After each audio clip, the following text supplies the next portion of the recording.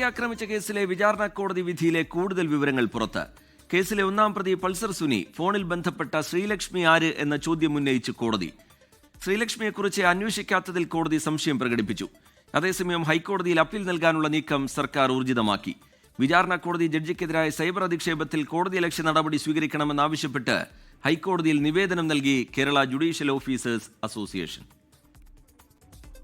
നടിയെ ആക്രമിക്കുമ്പോൾ ഓടുന്ന വാഹനത്തിലിരുന്ന് Pulsar Suni phone സംഭാഷണം നടത്തിയ ശ്രീലക്ഷ്മി ആരാണെന്നാണ് കോടതിയുടെ ചോദ്യം. സംഭവം നടക്കുന്നതിന് മുൻപും സംഭവത്തിന് ശേഷവും ശ്രീലക്ഷ്മിയുടെ ഫോണിൽ നിന്ന് സുനിയുടെ ഫോണിലേക്ക് സന്ദേശങ്ങളും കോളുകളും വന്നു. ഇവരെ കേസിൽ സാക്ഷിയാക്കുകയോ ഫോണിന്റെ വിശദാംശങ്ങൾ ഹാജരാക്കുകയോ ചെയ്തില്ല. അന്വേഷണ ഉദ്യോഗസ്ഥനുമായി ഈ സ്ത്രീ പിന്നീട് സംസാരിച്ചതായി പ്രോസിക്യൂഷൻ വ്യക്തമാക്കിയിട്ടുണ്ട്. ഒരു മാഡം കൊട്ടേഷൻ തന്നു. ഈ മൊഴിയുള്ള സ്ഥിതിക്ക് ഇവരെക്കുറിച്ച് അന്വേഷിക്കാത്തതിൽ കോടതി സംശയം പ്രകടിപ്പിച്ചു. മാഡം ആരാണെന്നും അന്വേഷണം നടത്തിയിട്ടില്ല. കേസിൽ അപ്പീൽ നൽകാനുള്ള നടപടികൾ പ്രോസിക്യൂഷൻ ആരംഭിച്ചു. നിയമോപദേശം ലഭിച്ച ശേഷം സർക്കാർ അനുമതിക്ക് വേണ്ടി നൽകും.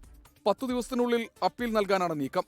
കേസിലെ ശിക്ഷിക്കപ്പെട്ട പ്രതികളും ഉടൻ കോടതിയെ സമീപിക്കും. വിചാരണ കോടതി ജഡ്ജിക്കെതിരായ സൈബർ അധിക്ഷേപത്തിൽ കോടതിയലക്ഷ്യ നടപടി സ്വീകരിക്കണമെന്നാവശ്യപ്പെട്ട് കേരള ജുഡീഷ്യൽ ഓഫീസേഴ്സ് അസോസിയേഷൻ ഹൈക്കോടതിയിൽ നിവേദനം നൽകി. അപകീർത്തികരമായ ഉള്ളടക്കങ്ങൾ നീക്കം ചെയ്യാൻ സോഷ്യൽ മീഡിയ പ്ലാറ്റ്ഫോമുകൾക്ക് നിർദ്ദേശം നൽകണമെന്നും നിവേദനത്തിൽ ആവശ്യപ്പെടുന്നു. 24 കൊച്ചി.